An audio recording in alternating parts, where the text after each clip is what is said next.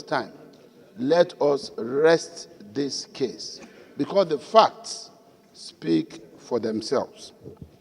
Mr. President and distinguished colleagues, I join in commending the work of the Senate Committee on Ethics, Privileges, and Public Petition.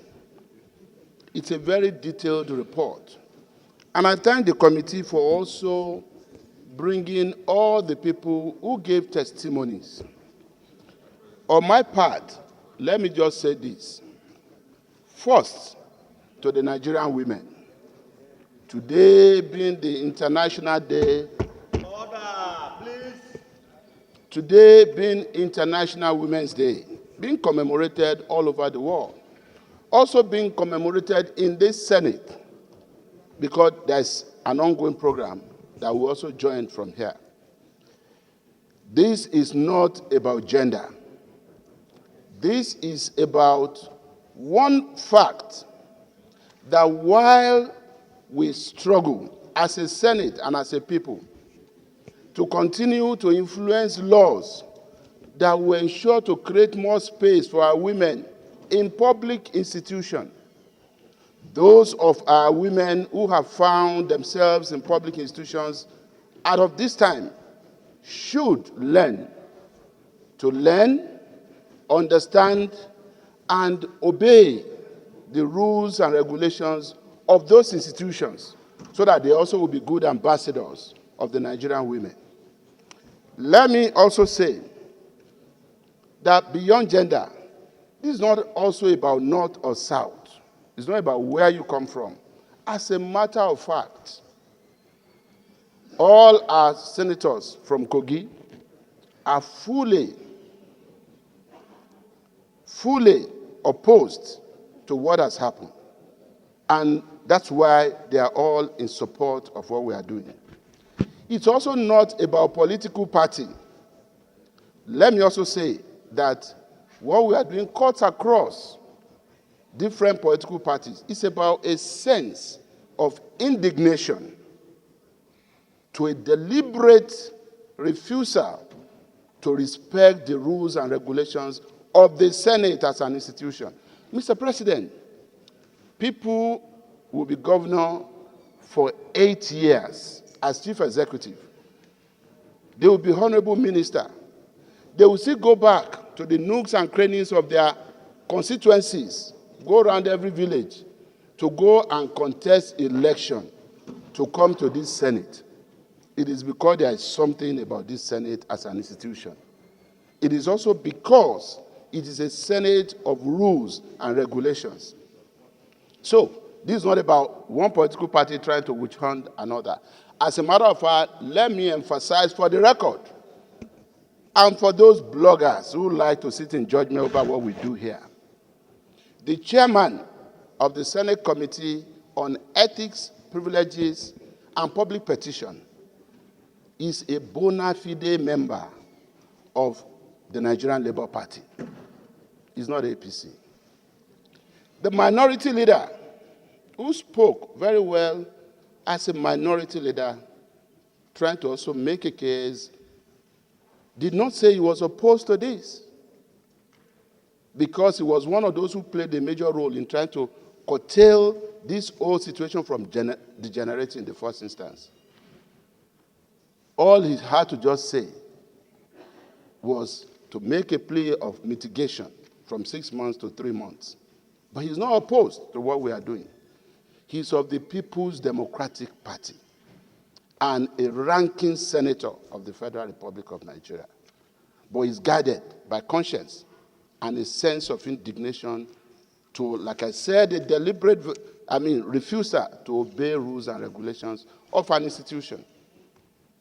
May I also emphasize that this is also not about gender. I said it before. Most distinguished Senator Ireti Kingibe, God bless her, she's busy at the International Women's Day program with your permission, and we are going to join them there. She has different programs to attend today as the chairman of the Senate Committee on Women Affairs.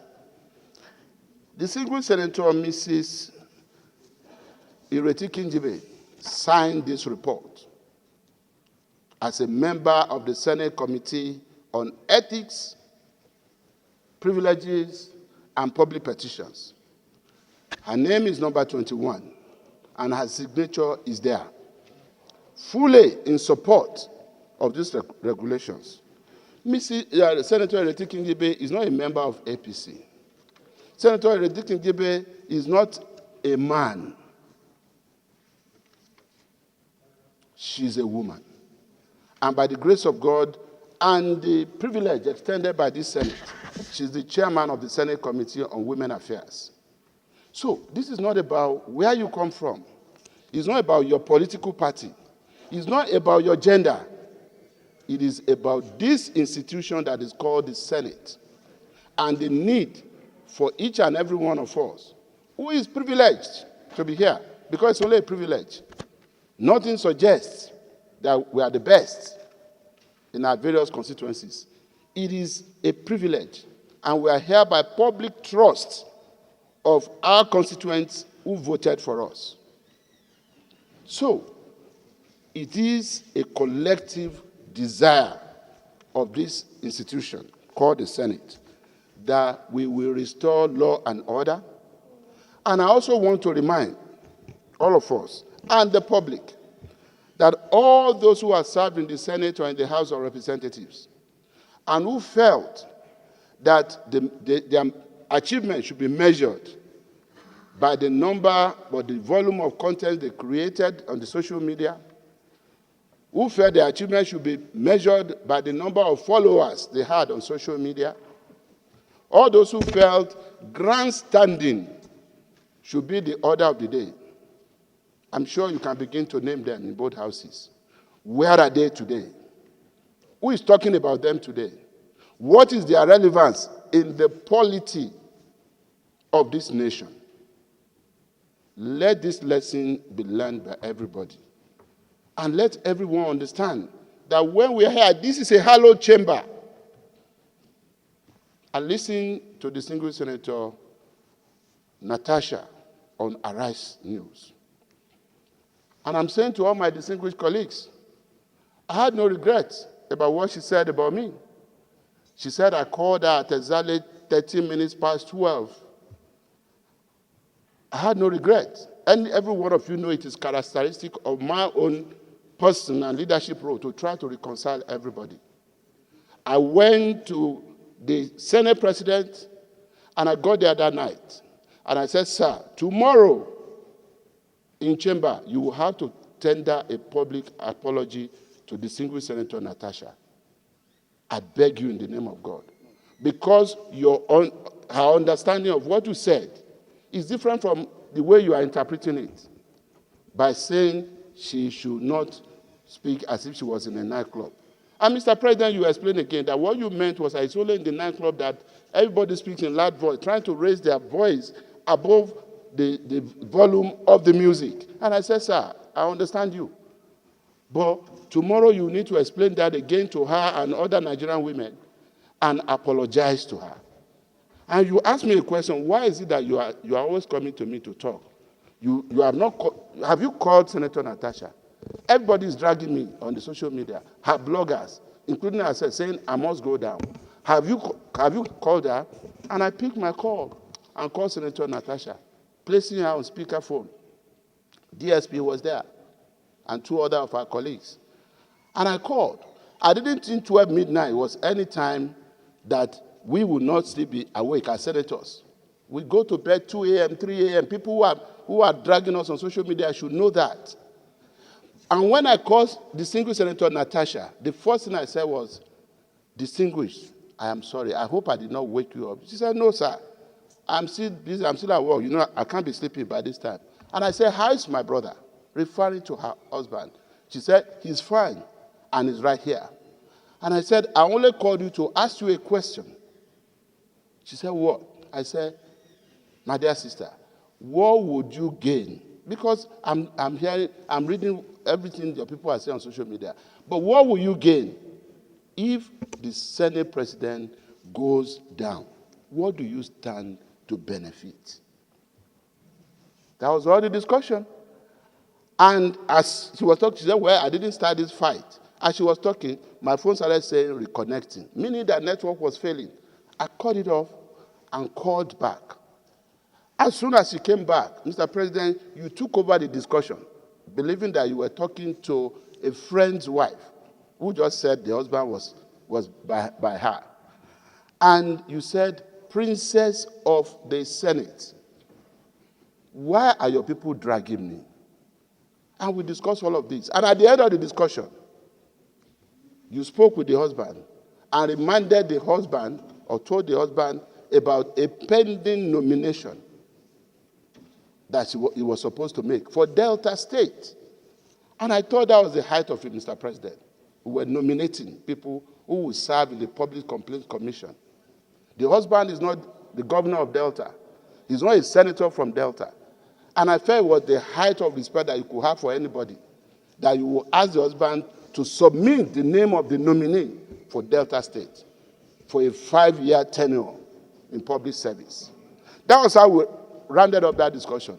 But I listened to the single Senator Natasha on Arise. We rounded up that discussion. You came here the following day, you apologized, that rested the matter. But she recalled the matter last week on Arise and simply said, I called her at 13 minutes past 12, middle of the night, to threaten her. And I said, if SP must go down, you too must go down. I never said so. And I call on the DG, DSS, and all those, security agencies who have unrestricted access to telecommunication networks to please recall the record of the discussion that I held with the single Senator Natasha on my phone.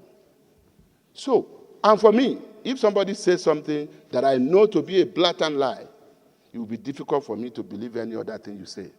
So that's why when she proceeded later to say I was sexually harassed, Senate President took me around his house where his wife lives, where his children live, and was holding my hand with my husband following.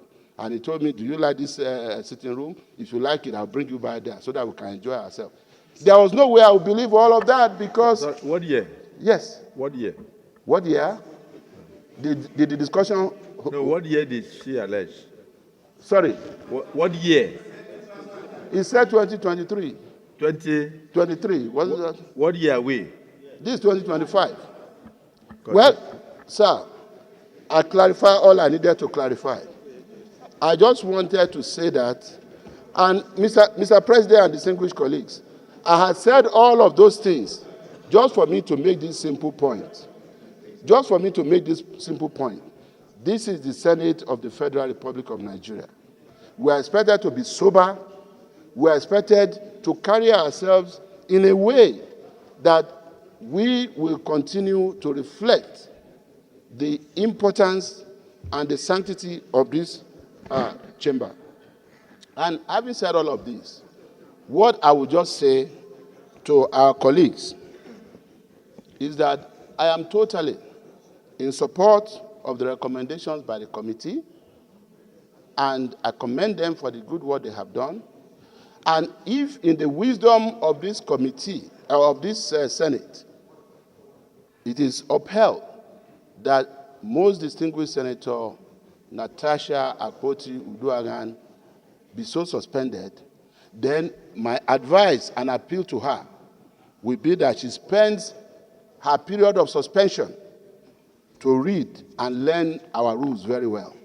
So that when she comes back to the Senate, she would have come back as someone who understands this rule back to back. I thank you, Mr. President, and I thank all our colleagues for listening.